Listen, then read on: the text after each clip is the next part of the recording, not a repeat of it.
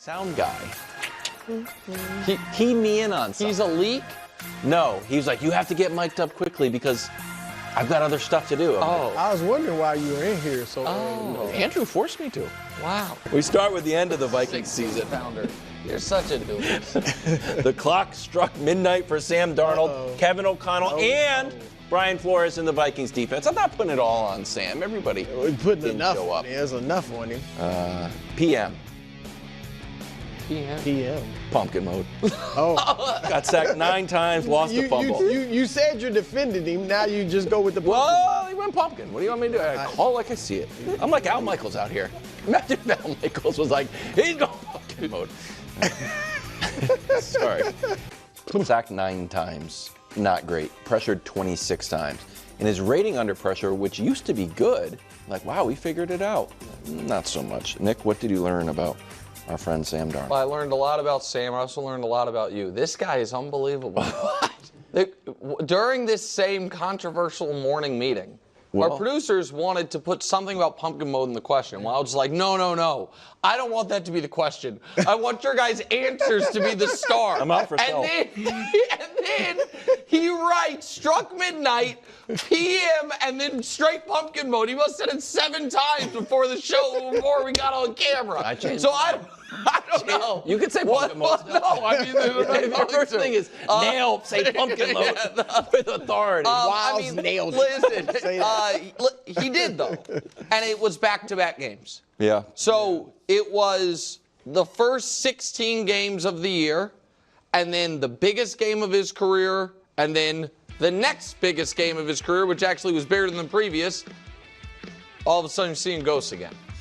And I understand that it's very in vogue for certain media members, particularly maybe media members that played quarterback not as well as Sam Darnold, to be like, it's not the quarterback's fault. There's a long list of people whose fault it is before. The biggest culprit last night was Sam Darnold. Now, did the offensive line do him any favors? No. But were all of those sacks on the offensive line? No. Absolutely not. Half of them were on him. And Greg Rosenthal, listening to his great NFL Daily podcast, had this stat. I couldn't believe it. It's the most yards lost to sacks in playoff history. Really? 82 yards. Yep. The most yards lost to sacks in any game, playoff or regular season, in the last decade. That's not, when you're taking 9-yard sack after 8-yard sack after 11-yard sack, that's not all your offensive line. That's also refusing to take the easy play, thinking you're going to be able to spin out of trouble, and all of it. Yep. And so, I said it, if you guys remember the show, it was either Thursday or Friday before Week 18. I said one of the things I love about professional football is how unfair it can be. It's a small sample size sport. And 10 days ago, 10 days, Sam Darnold walked into a football game knowing, if I play great, we're going to have the 1 seed, and I'm going to have $100+ million guaranteed. And he played his worst game of the year, which then meant last night he walked into a game knowing the opposite. If I play terribly, everything that I've done this year is undone by these 2 games. And that's what happened. And there's a cruelty to that, but there's also almost a cleanliness of it because it's sports and just is what it is. So what we learned about Sam is he's still Sam. And that's who he is. Yeah, I hate to say the same old Sam because he had a great year. Wasn't that one of your headlines once? It was maybe. Darn old Sam. That might have been when he was really, we had real doubts about him. That's all right.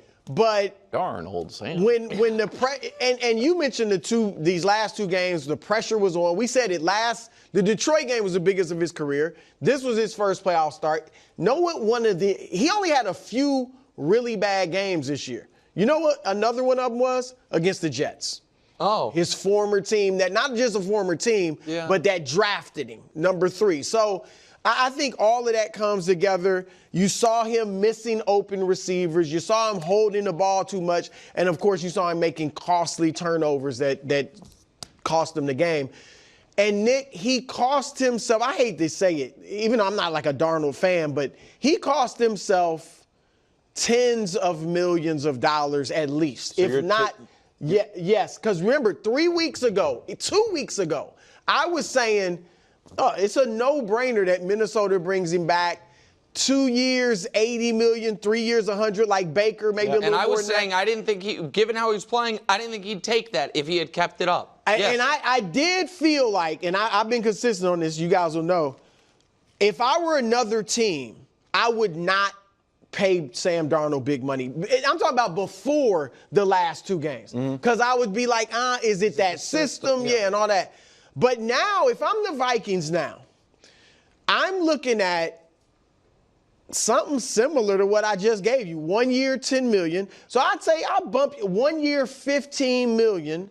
15. And you battle J.J. McCarthy for the starting job in training camp. Well, like, that's what it is. Can any team, Brew, that thinks they're contenders after these last 2 games sell to their fans the missing piece is this guy? No. You probably can't sell to the owner. No, so You might be able to to sell me, to an owner. the You think only so? maybe. Good news, we got Yeah, but of I think the only teams, Wilds, that would give him, let's just say the Baker deal, 3 years, $100 million. Who? Are the only type of teams that would do it are desperate bad teams that aren't drafting high enough to get their quarterback. Like the Raiders, the Giants, the Saints. Titans. The Titans have #1 pick, don't they? if So they you know what I have mean? So a team like Minnesota. And the Saints car is talking about Yes, back, and so my point, I just think he's stuck now. But you mentioned he's got the Raiders. Maybe. And who was the other team? I said the Giants. If I'm one of them, the Giants. No. How you selling him to your fan No, base? Giants won't work. And the I don't think the Raiders- Raiders work either. Yeah. That's what I'm saying. I'll give you a team. The Vikings. Okay, how much would you give him? I'll give him the Baker deal. Really? Well, can I franchise You him? can franchise him. You give him $40 million? He ain't. Look, we are in the golden era of grass is greener. Oh, Mike McCarthy, sure, you won 13 games. It got me to the playoffs. I'm going to, go fish. We don't know. Watch when someone else comes in and goes 500. Where's Mike McCarthy? Well, they've had. I thought, Mike McCarthy would have been great. fair. They've had Kirk Cousins. You're right. Like, no team, whether it's a contender or fringe contender or just a team like the Raiders, Sam Darnold showed you, at least for now. Can I make an argument? He's not going to. How They many- were great in the regular season. Yeah. As soon as the games How many mattered, teams did Sam Darnold lose to all year? 2. 2. How many teams did Jordan Love lose to? Every good team. He lost to Sam Darnold. He lost to those. Lost to the Lions. Yeah. But no one in their right mind is like, you know what? Jordan Love, not it. No, but Sam Darnold, he won 14 games. He had a better game of bad football. Yeah, hold on. 2 things, That's Wild. the thing. And here's what I disagree with you on. I don't know if Jordan Love would have gotten the deal he got last year if he was up for it right now. I don't think he would. You know what I mean? Just a nice franchise tag. And so, but can I say one other thing before we move on? I also think, and this is really relevant to all the teams that are hiring coaches right now, I think we need to take at least a slightly deeper look at the concept of the quarterback whisperer coach and what that really buys you. Because I absolutely believe Kevin O'Connell has shown, you know what I mean, will get the most out of your limited quarterback. And it's really 2 years for because he was under Shanahan. Sure, last year. and LaFleur maybe as well, and I'm not calling Jordan limited, but the fact of the matter is this, though. In the biggest spots, water consistently finds its level. Like, who is the nobody has whispered a quarterback to a Super Bowl win. You can say Shanahan whispered quarterbacks to the Super Bowls, but both of them, with Purdy and Garoppolo, they had the #1 or #2 defense in football to go along with it. And so we saw Dable. It's like, oh, look what he did for Daniel Jones, and water found its level. And so I'm not saying there's not real value in these young offensive genius coaches. I'm not saying that. What I am saying is everyone that is so quick. All the Pats fans probably happy with Vrabel because of the history. But Bears fans that were like, we don't want Mike Vrabel. We want Ben Johnson. Really, what matters is, are you pairing your smart offensive coach with a quarterback who's actually a star? Because if he's not, yes, he will raise your floor. But it appears to me, I think everyone's like, Kevin O'Connell, coach of the year. He's going to win all this stuff. And at the end of the year, water found its level. I don't think Kevin O'Connell got worse.